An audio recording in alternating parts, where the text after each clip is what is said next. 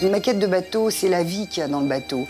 C'est le marin, tout ce qu'il a vécu. Toute cette vie, si le marin a vraiment eu des histoires exceptionnelles, on va le retrouver dans sa maquette. Une maquette votive, c'est une maquette qui a été faite pour réaliser un vœu, soit d'un marin qui a péri dans un naufrage. Dans ce cas-là, c'est la famille qui a fait exécuter cette maquette et la donne à une église, ou le marin qui a été rescapé lui-même d'un naufrage et qui l'exécute afin de remercier Dieu de l'avoir sauvé d'un péril inévitable. Celle-ci est tout début du 19e siècle. Elle est merveilleuse parce qu'elle est dans son état. Je m'oppose à la faire restaurer parce qu'elle a gardé justement toutes les traces et les marques de son époque. Il y a aussi ces maquettes qui sont très recherchées.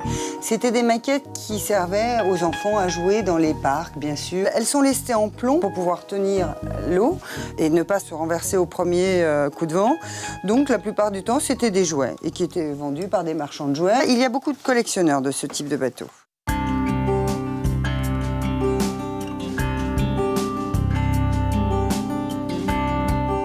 Il y a aussi les maquettes de prisonniers et les maquettes de pontons. Les maquettes de prisonniers étaient faites dans les bagnes, qui étaient évidemment bien loin, et elles étaient faites à base d'os, les gréements étaient faits en cordage, etc.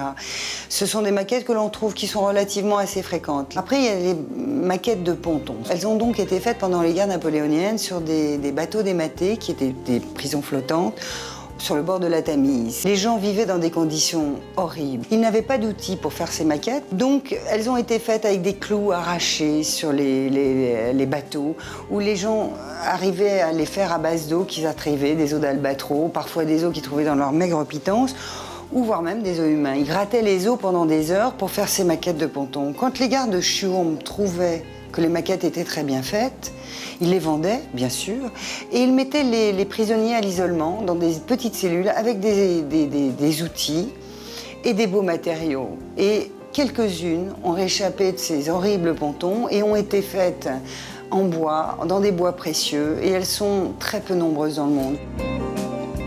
Le bateau est complètement conforme à celui qui a navigué. Ce bateau s'appelle la Talente.